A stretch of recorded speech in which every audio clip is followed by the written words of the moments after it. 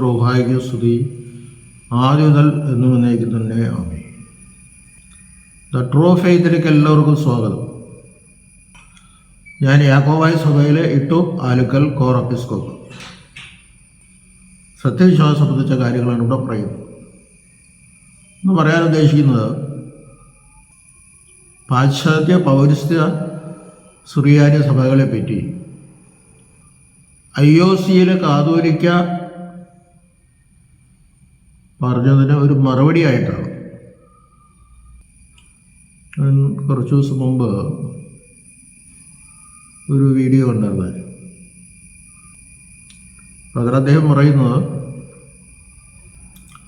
34-ലെ ഭരണഘടനയിലെ ആദ്യത്തെ ക്ലോസിനെ പറ്റിയുള്ള വിശദീകരണമാണ്. ആദ്യത്തെ ക്ലോസ് ഇങ്ങനെയാണ്: മലങ്കര ഓർത്തഡോക്സ് സുറിയാനി സഭ ഓർത്തഡോക്സ് സുറിയാനി സഭയുടെ ഒരു വിഭാഗവും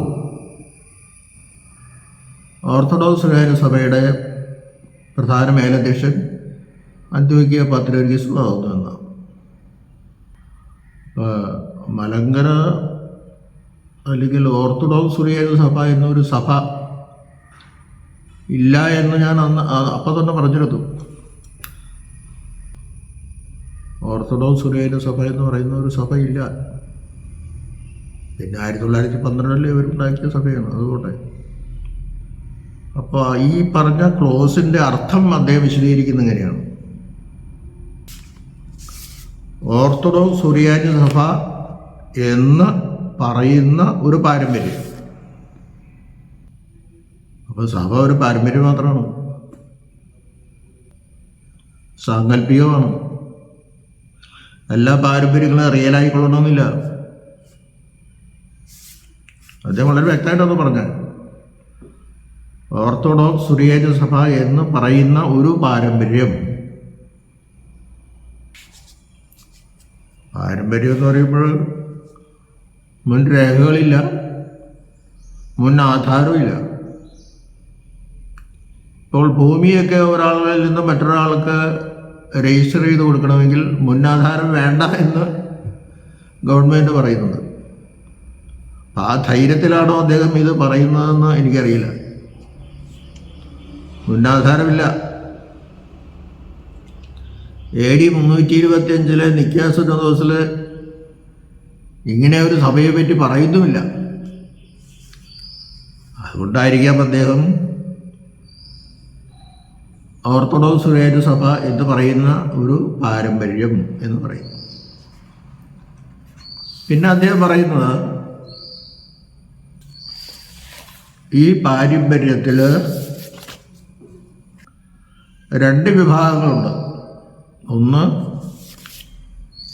പാശ്ചാത്യ ഓർത്തഡോക്സ് സുറിയാനി സഭ, മറ്റൊന്ന് പൗരസ്ത്യ ഓർത്തഡോക്സ് സുറിയാനി സഭ. പാശ്ചാത്യ ഓർത്തഡോക്സ് സുറിയാനി സഭ, മറ്റൊന്ന് പൗരസ്ത്യ ഓർത്തഡോക്സ് സുറിയാനി സഭ. അങ്ങനെ സഭകളുണ്ടോ? പാശ്ചാത്യ സുറിയാനി ഉപയോഗിക്കുന്ന സഭകളെ പാശ്ചാത്യ സുറിയാനി സഭ എന്ന് പറയാറുണ്ട്. ഇപ്പോൾ സിറിയ പലസ്തീൻ ദേശത്തെ സുറിയാനി ലിപികളെ മോറോനായ സുറിയാനി അല്ലെങ്കിൽ പാശ്ചാത്യ സുറിയാനി എന്ന് പറയും. മോറാനായ എന്ന് വെച്ച് കഴിഞ്ഞാൽ കർത്താവിനെ സംബന്ധിച്ച അല്ലെങ്കിൽ കർത്താവ് ഉപയോഗിച്ച ഭാഷയാണ്, അരമായ ഭാഷയാണ്. പാശ്ചാത്യ സുറിയാനി സഭ എന്ന് പറയാം. പൗരസ്ത്യ സുറിയാനി സഭ എന്ന് പറയണമെങ്കിൽ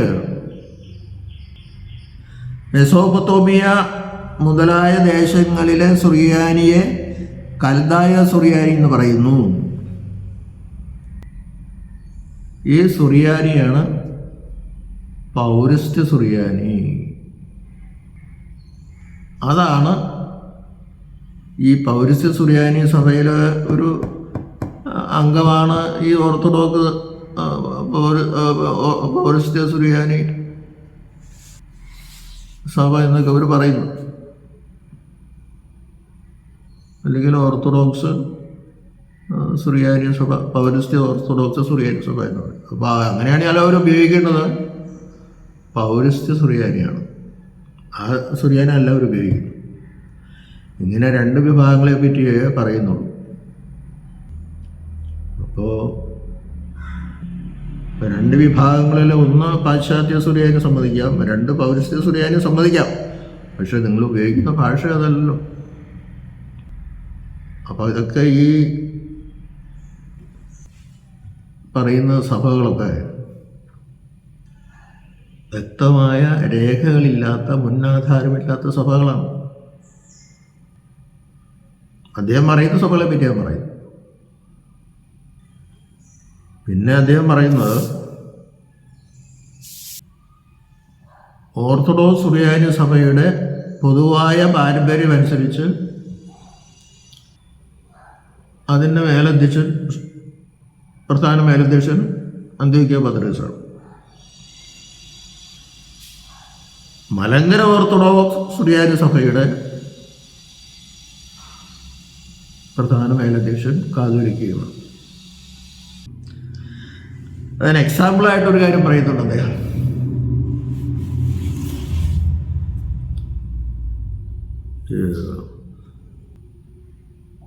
ഓർത്തഡോക്സ് സഭയുടെ ഒരു വിഭാഗമാണ് ബൈസന്റൈൻ അല്ലെങ്കിൽ ഈസ്റ്റേൺ ഓർത്തഡോക്സ് സഭ. ബൈസന്റൈൻ സഭ അല്ലെങ്കിൽ ഈസ്റ്റേൺ ഓർത്തഡോക്സ് സഭ ഓർത്തഡോക്സ് സഭയുടെ ഒരു ഭാഗമാണെന്ന്, ഒരു വിഭാഗമാണെന്ന്, ഭാഗമാണെന്നല്ല ഒരു വിഭാഗമാണെന്ന്. അതെന്താണെന്ന് എനിക്ക് മനസ്സിലാവില്ല. ഓർത്തഡോക്സ് എന്ന് പറഞ്ഞാൽ അതിൻ്റെ അർത്ഥം തന്നെ സ്തുതി ചൊവ്വാക്കപ്പെട്ട സഭ, സത്യവിശ്വാസം, നേർരേഖയെ പറയുന്ന സഭയാണ്. ഈ ബൈസന്റൈൻ സഭകളും ഈസ്റ്റേൺ ഓർത്തഡോക്സ് സഭകൾ എന്താ പറയുന്നതെന്നറിയാമോ? യേശുവിൽ രണ്ട് സ്വഭാവമുണ്ട്. ഒരാളും രണ്ട് സ്വഭാവവും.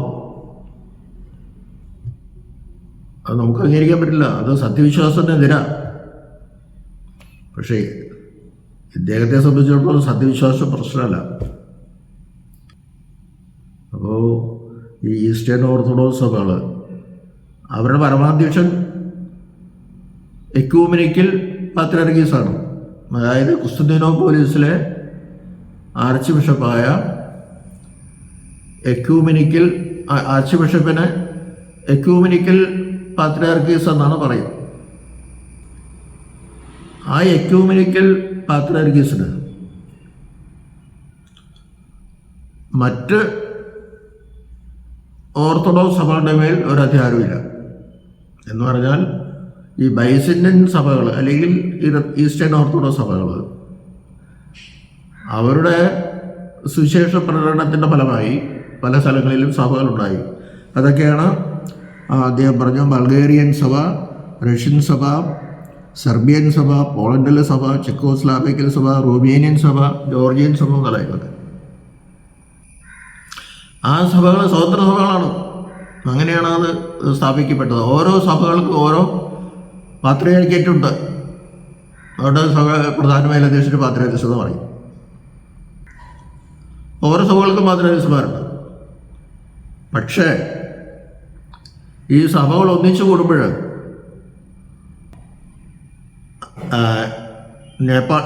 കുസ്തുന്തിനോപ്പോലിസിലെ പാത്രിയാർക്കീസിന്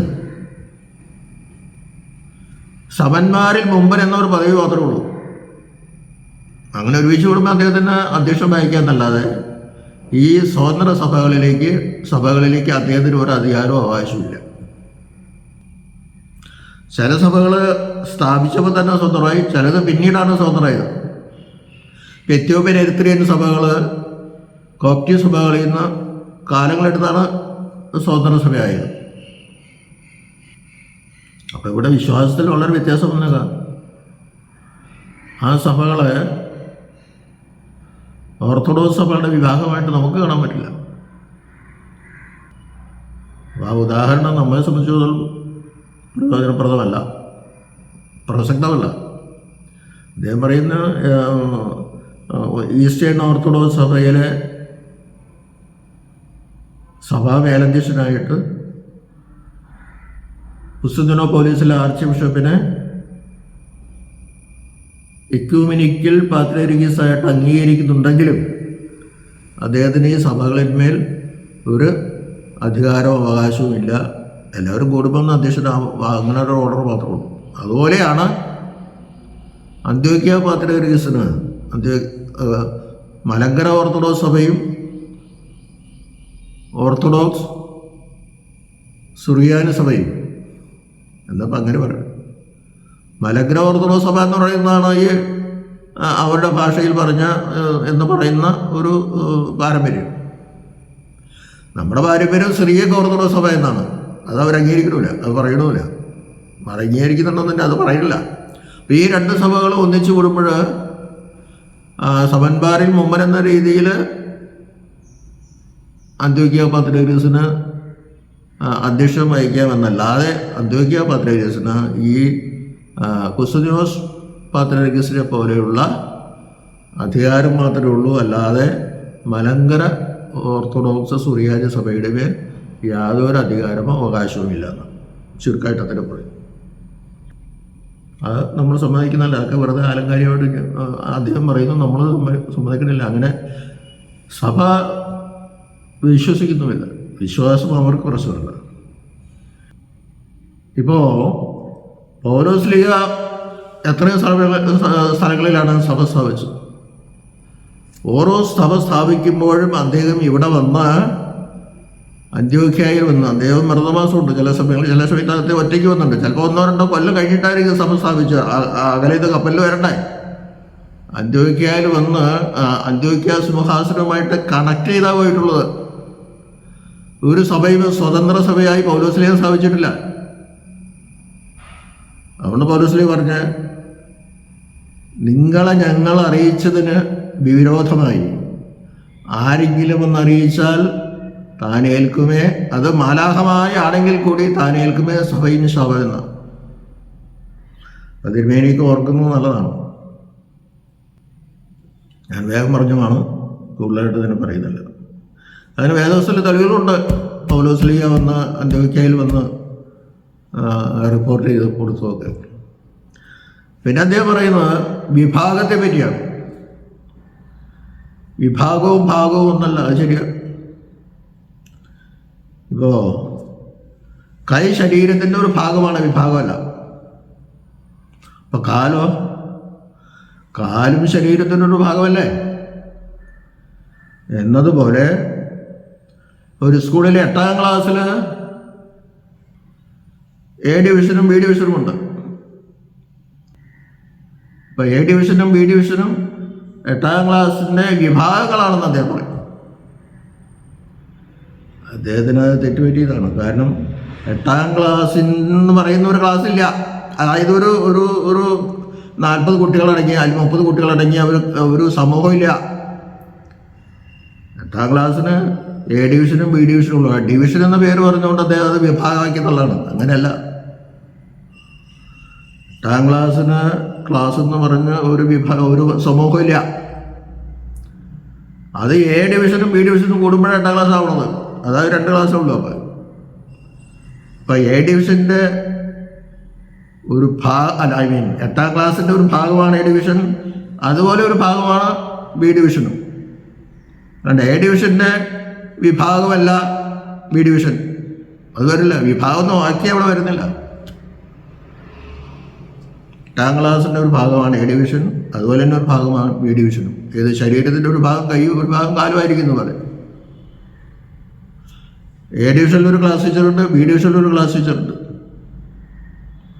എ ഡിവിഷനിൽ ക്ലാസ് ടീച്ചറുണ്ട്, ബി ഡിവിഷനിൽ ക്ലാസ്സായിട്ട് യാതൊരു അധികാരവും ഇല്ല, അവരോടൊന്നുമില്ല. പക്ഷേ അവരുടെ സിലബസ് ഒന്നാണ്, പരീക്ഷ ക്വസ്റ്റ്യൻ പേപ്പർ ഒന്നാണ്, പരീക്ഷ വാല്യുവേഷൻ നടത്തുന്നത് അതാത് മിക്കവാറും ഒരേ ടീച്ചേഴ്സ് തന്നെയാണ് 2 ക്ലാസ്സിൽ പഠിപ്പിക്കുന്നത്. അപ്പോൾ ആ കണക്ഷൻ അങ്ങനെയാണ്. ഈ 2 ക്ലാസ്സിനും മേലാവായി അധികാരമുള്ള ഒരു ഹെഡ് മാസ്റ്റർ ഉണ്ട്. ആ ഹെഡ് മാസ്റ്റർക്ക് ഈ 2 ക്ലാസ്സിലെയും ടീച്ചേഴ്സിനെ പരിശോധിക്കാനും 2 ക്ലാസ്സിലെയും ക്ലാസ് ടീച്ചർമാരെ പരിശോധിക്കാനും അവർ പഠിപ്പിക്കുന്നത് ശരിയാണോ തെറ്റാണോ എന്ന് പറഞ്ഞു കൊടുക്കുവാനും പറയാനും അത് തിരുത്താനും എല്ലാത്തിനും അദ്ദേഹത്തിന് അധികാരമുണ്ട്. അവിടെ 2 ക്ലാസ്സിൻ്റെയും ഒരു യോഗം കൂടുമ്പോൾ ഹെഡ് മാസ്റ്റർ ഒരു ഓണറബിളായി സ്ഥാനിയായിട്ടല്ല അവിടെ ഇരിക്കുന്നത്. അദ്ദേഹം അധ്യാപക സ്ഥാനിയാണ്. ആ ഹെഡ് മാസ്റ്ററുടെ സ്ഥാനമാണ് അന്ത്യോക്യ പാത്രിയാർക്കീസിൽ ഉള്ളത്. അപ്പം അതും മനസ്സിലാക്കണം. അപ്പോൾ ഈ കാര്യങ്ങളൊന്നും നമ്മുടെ സഭയ്ക്ക് ബാധകമല്ല. ഓർത്തഡോക്സ് സുറിയാനി സഭ എന്ന പറയുന്ന ഒരു പാരമ്പര്യമാണത്, അത് റിയലല്ല എന്ന് ജനം മനസ്സിലാക്കാൻ വേണ്ടി ഞാനത് ഒരു മറുപടിയായിട്ട് പറഞ്ഞാണ് ഞാൻ അവസാനിപ്പിക്കുന്നു. ദൈവം നമ്മെല്ലാവരെയും അനുഗ്രഹിക്കട്ടെ.